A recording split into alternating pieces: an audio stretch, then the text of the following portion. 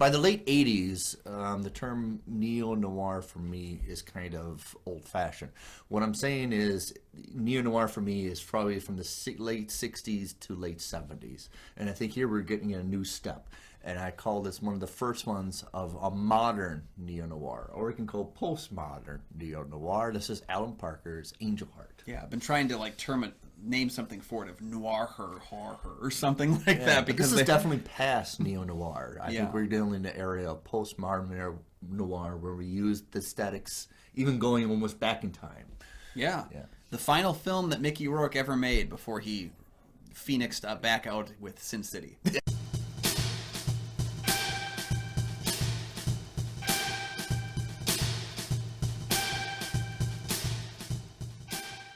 Welcome back to the show. I'm one of your hosts, Kyle Goethe from GoatFilmReviews.com. Hey, I'm Nick from the St. Paul Filmcast. Thanks for watching. Thanks for finding us. And for our loyal fans, thank you for continuing to support the show. You can follow the show on Twitter and on Instagram, right? I'm getting excited. It's everywhere. I'm so excited to talk about this movie. Both Kyle and I are members of the Minnesota Film Critics Alliance. Check out that webpage for other critics' reviews as well as ours. And today we're talking about a very controversial movie at the time. It is Angel Heart. Yeah, it's one of the only films I remember seeing an X rating that got a wide release, but it's because they cut about 4 seconds. So 4 seconds to see, right? Yeah. So, private investigator Harry Angel has been hired to track down the missing musician Johnny Favorite. No one's seen Favorite in years, but Harry's search will take him across the country to a series of people who knew Favorite. But these witnesses keep ending up dead, and Harry's client has a plan for Favorite that Harry could never fathom. Okay, before I get into deep in the movie, because I really do like this movie, I want to talk about 3 people first. Alan Parker. I think it's our first time talking about Alan Parker. I think so, yeah.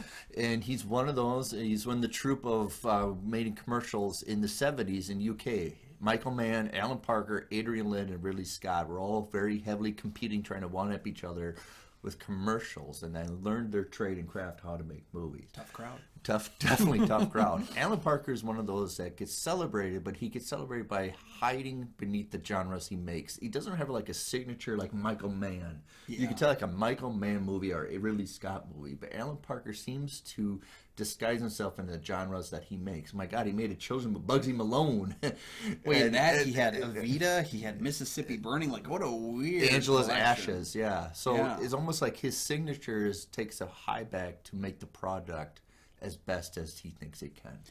I think with Parker, I read a couple of stories about him where he tended to, when he trusted a performer, let them do their thing. Or when he trusted a person on the crew, let them do what I hired them to do.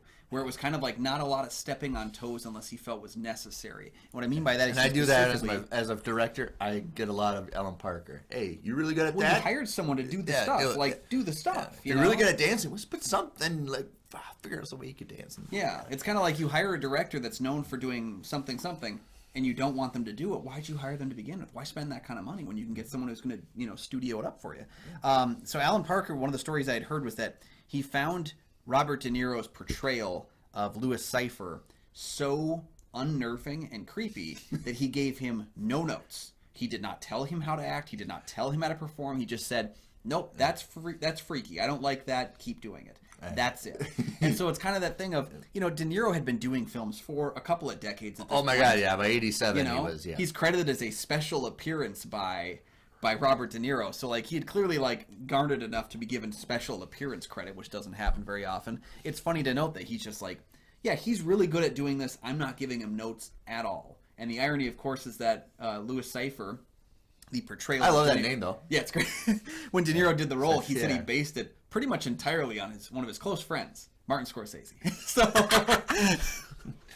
So, the next person I want to talk about is Alan Parker.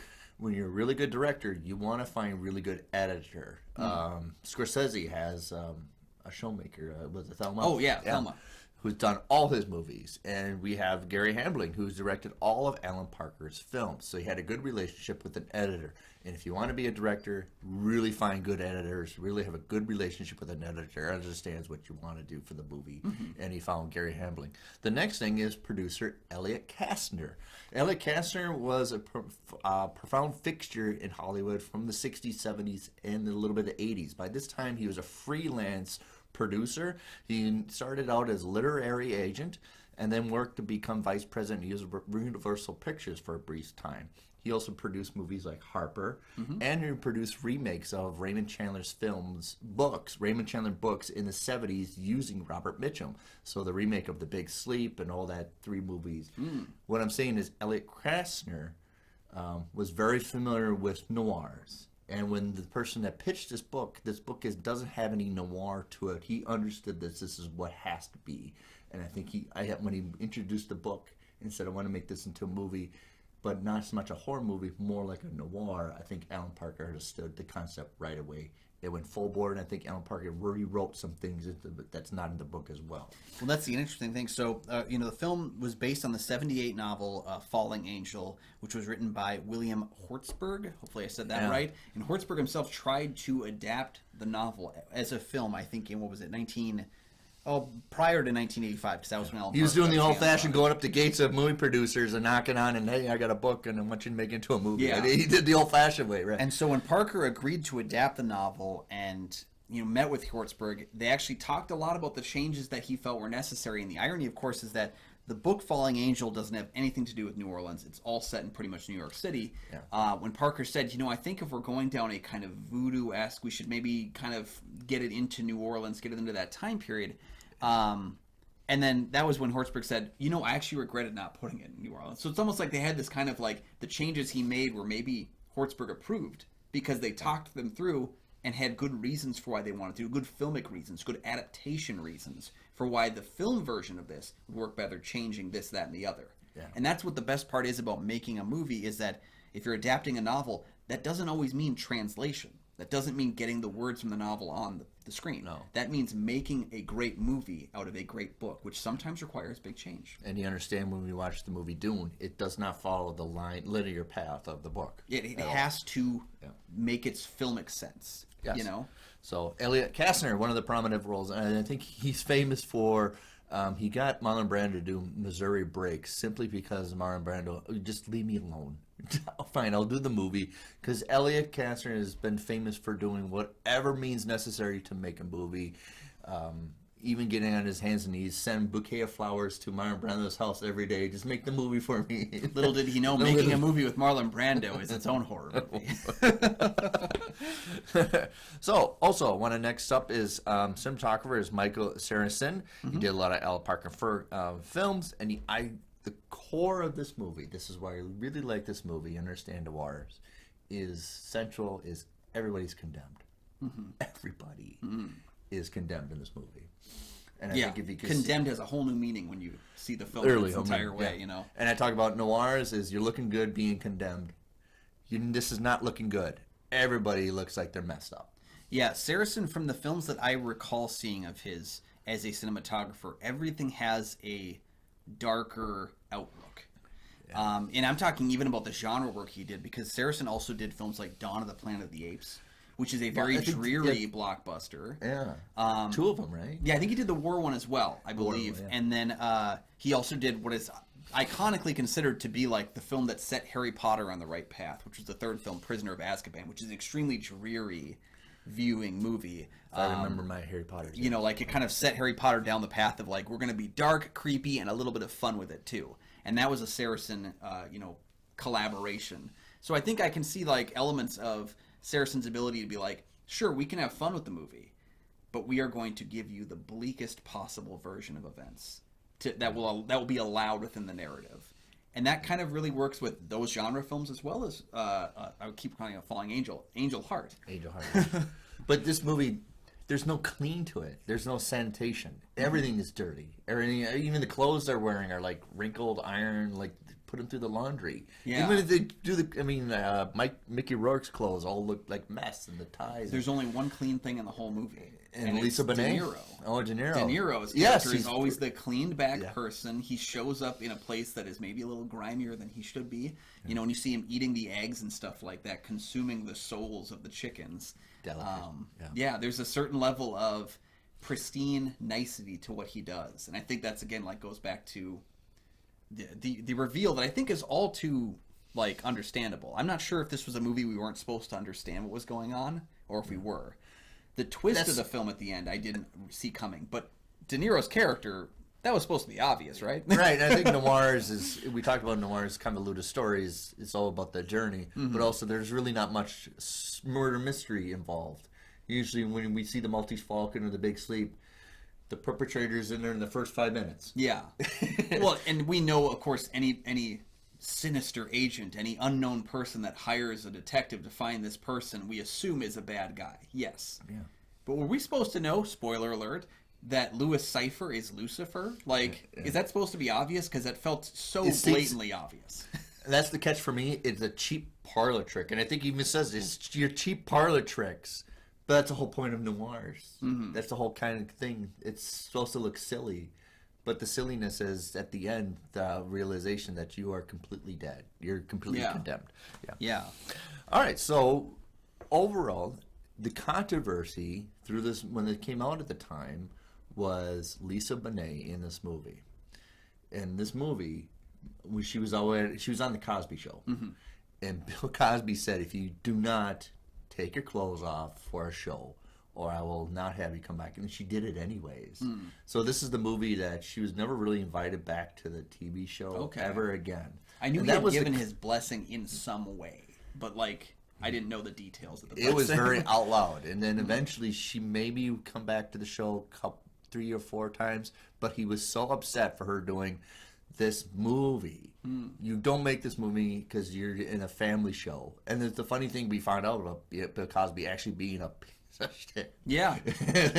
How he almost blacklisted her from how the ever tables getting. have turned. Yeah, he almost she couldn't get a job after this. But that was the controversy. I thought she was so great in this movie, and I don't see her that often in films. I remember the recent watch that I just did was High Fidelity. I'd forgotten she was in that film. She's so With John Cusack. she's so magnetic in that film as well. And it's like, why didn't she get more roles? And yeah, it probably is that Bill Cosby was a presence in there. And the irony, of course, is that he stopped her from getting film roles for doing what any actress probably would to get a role, and he's a scumbag on his own. So there you have it, guys. You can't always trust the people that you look to.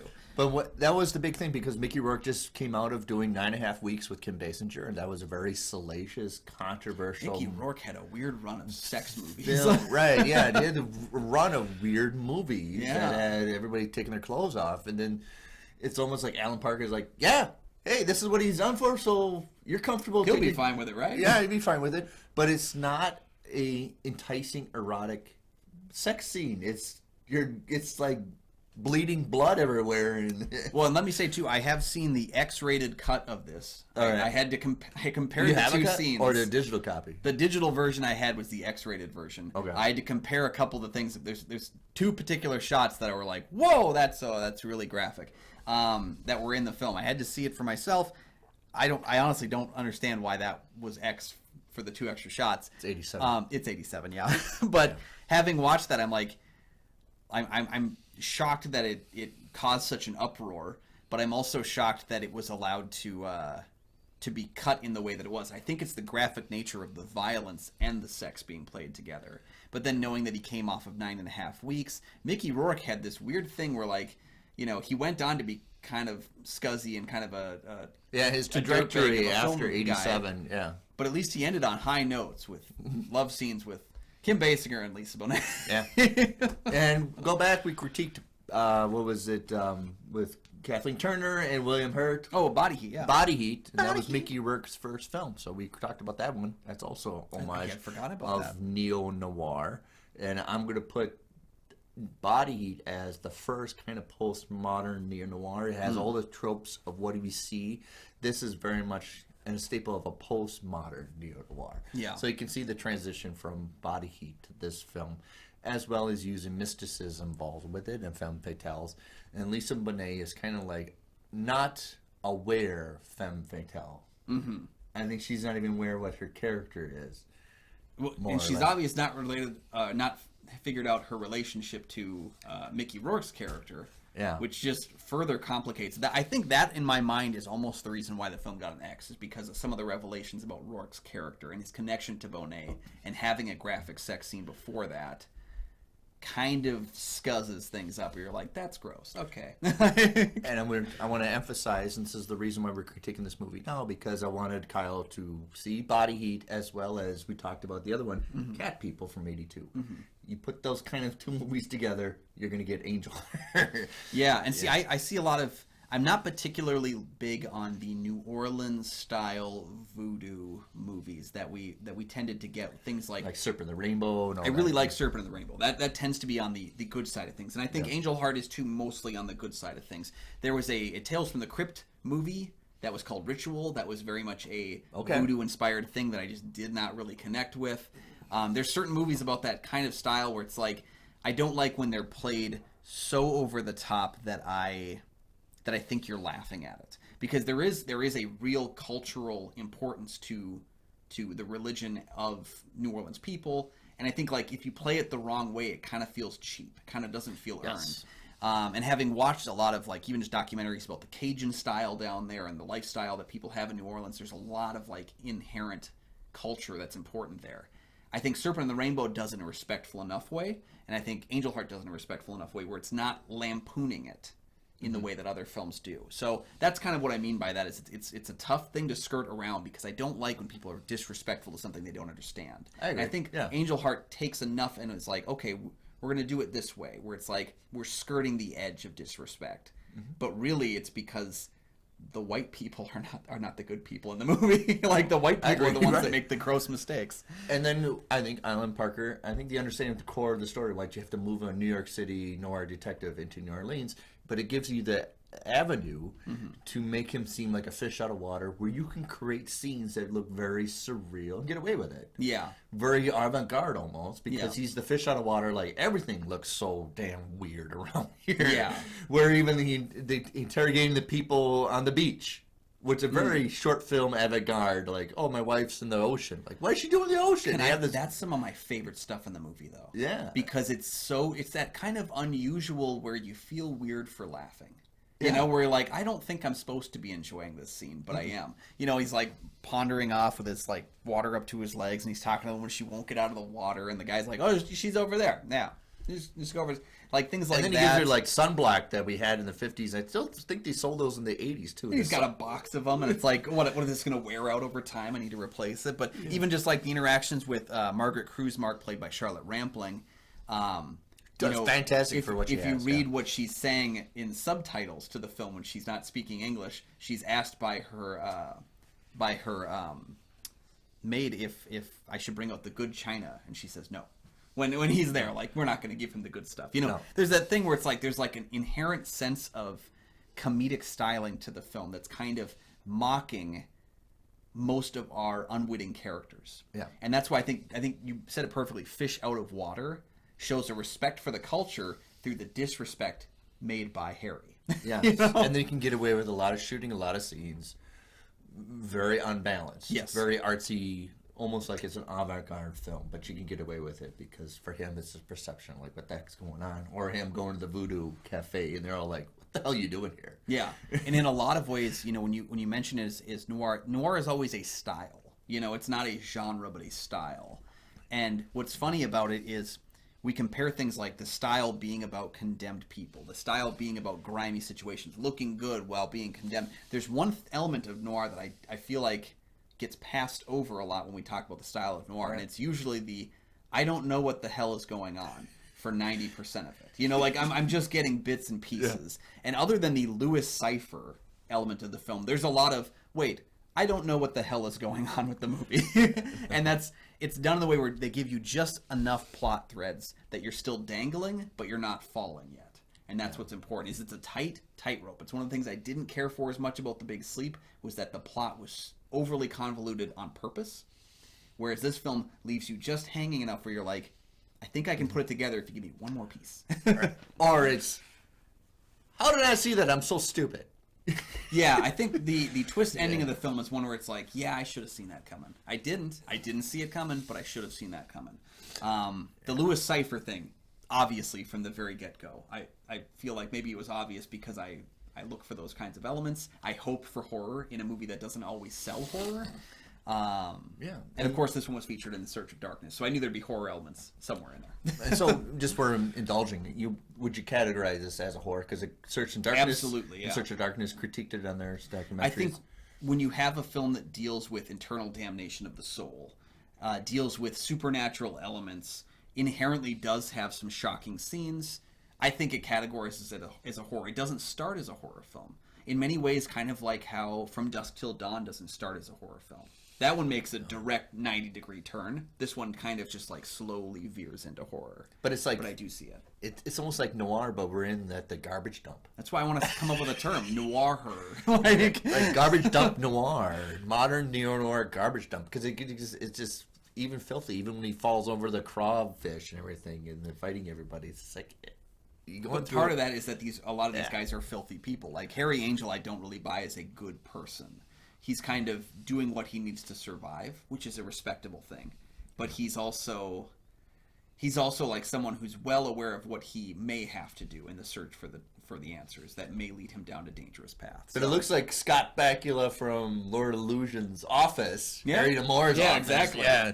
I'm almost sure Harry D'Amour knows Harry Angel from this movie. Like I said, we need a cinematic universe of these various private detectives that get involved into weird horror stuff. So we got late in the game, and if you haven't figured it out, it is Harry Angel who jumped a body to escape the contractual obligations from Satan. So unconsciously, he's not even aware who he is either, so he can hide.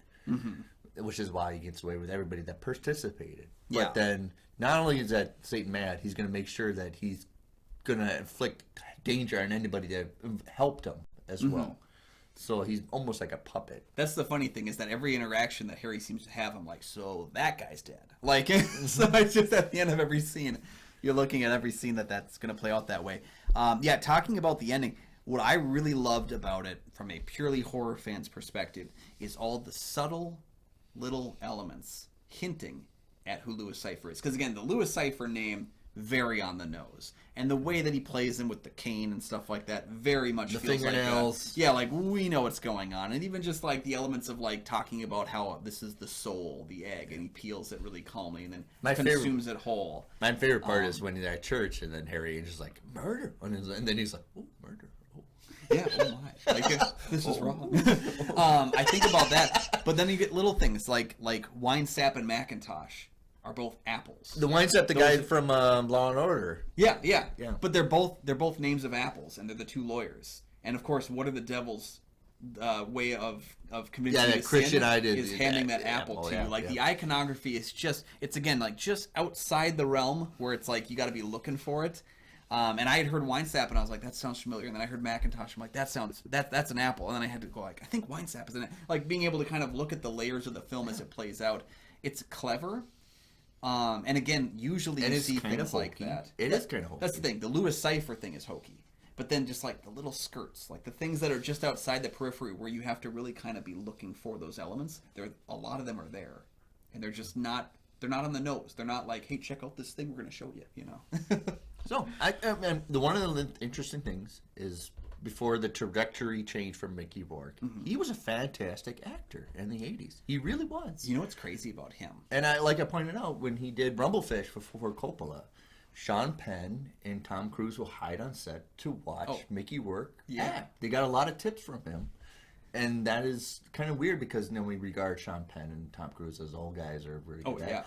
But I almost damn near idolized it. Mickey Rourke told him to go away.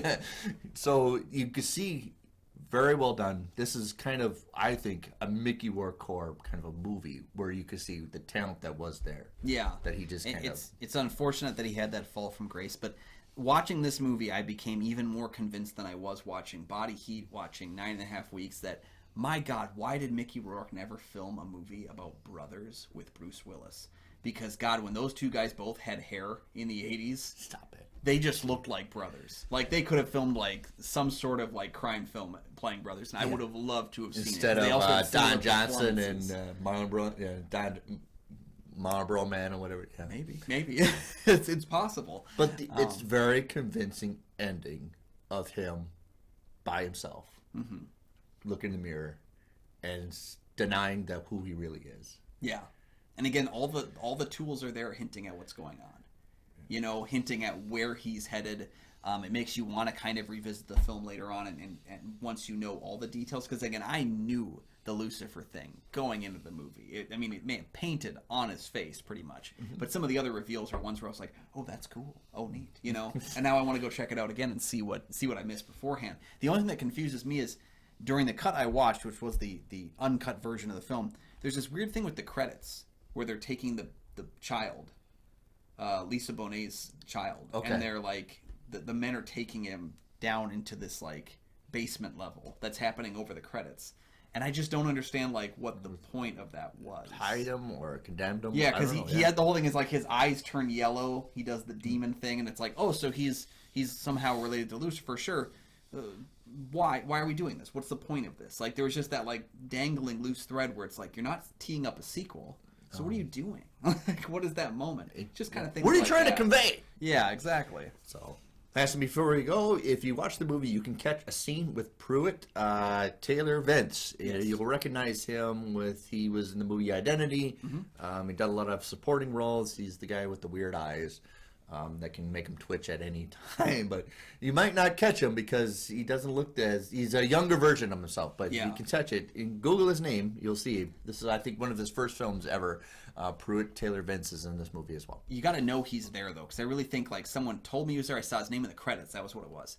And then I was like, wait, what? And I had to go look it up. He looks very different. I was a fan of his from Constantine, where he plays the priest that can't get drunk, but he's drinking himself to death, but he's not actually feeling anything like that. Oh man, that's a great sequence in that movie. But Pruitt Taylor Vince was a very underrated character actor. No, it was great. It was great in Evil, The Walking Dead and Deadwood and everything. So one other thing I want to mention about the film, actually, because it feels like it's not important until you look at some of the details of it, and that's the whole point of the movie, I think. Yeah. Well, beyond that, though, so Michael DeLuca, who wrote one of my favorite horror movies in the '90s, In the Mouth of Madness. Sure, he also wrote Freddy's Dead.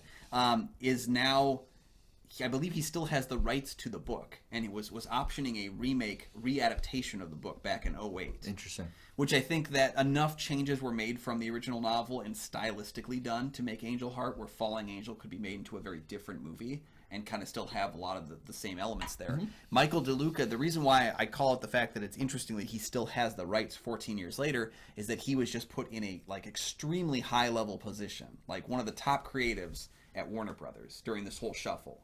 And he still has the rights to this. So do you think we will ever see another adaptation of Falling Angel? Yeah, I just don't want the same kind of thing. Yeah, if you're going to do it, I feel like adapt it completely as the book. Don't include any of the changes. Because you say in the book it takes all place in New York City. What the hell? Go for it. Yeah, give us that then. I really want to see Michael DeLuca like spearhead this thing, because he's done some really great movies. He's done some crap too. But like he's done a lot of producing in recent decades, and he has really, really made some impressive work. So really embrace the horror element. Like I said, this is Alan Parker saying, let's concentrate on the noir. Like, let's go back to the late 50s of what noir is, and then have elements of horror into it. I think you should do the reverse. Yeah, this film feels like when you get that really good, salmon, and then the horror element is the slice of lemon you're squeezing over the top. Like it's always there on the surface. It's the hint that's there the entire time. And I would like to see an entire entree of horror put out of this book. Yeah. So, have you seen Angel Heart? Oh my God, you should. Yeah. If I had to make a list of top films of '87, it'll be on there. I was surprised by how much this movie worked for me, because it did feel starting off like I was like, this is a B movie or what? Like, I just don't know. It looks like a B. Is this a B movie? Yeah. Yeah, and it contains elements that I'm not usually interested in seeing in a film, so I'm like, you really got to win me over. And the film did in a lot of ways, so I quite enjoyed it. But yeah, let us know your thoughts on the film, and maybe give us some ranking of some of your favorite Alan Parker films. The man made a lot of really dynamically different movies. Yeah, he was able to hide into the genres that he made. Yeah, so let us know, is there one we should be covering next in our Alan Parker race to the finish? Give us your comments on that down below. We love engaging with our fans in that way, especially those of you. Recently, I've talked to a couple of you online who were like, hey, I just discovered you guys, and I'm going to watch all your previous episodes. And I was like, good, because we got 190 of them, so check them out. And while you're down there as well, please make sure to like and subscribe. It's one of the ways that you can support the channel for free and help to make sure that we are constantly getting the movement we need to continue growing the channel, giving you more videos and episodes. And you can also make sure you never miss new episodes of the show by ringing that little bell notification down there as well. Don't forget to check out the Patreon as well. You can join for as low as $1 a month, and in doing so, you get access with Pics of Kyle and Nick. You get access with Our exclusive episodes, we're doing a De Palma only series just for our patrons right now. We're further diving into the world of Brian De Palma. Felt necessary this after month. talking about Hitchcock. Well, I mean, we talked Hitchcock, but we also talked a lot of De Palma last year. So you can catch some of our free episodes on the channel, and then when you like those, you can come and join us for our Patreon, delving into the world of Brian De Palma. Yeah. And once again, guys, you can find all my film reviews over at GoFilmReviews.com. I'm Nick from the St. Paul Filmcast. I know who I am.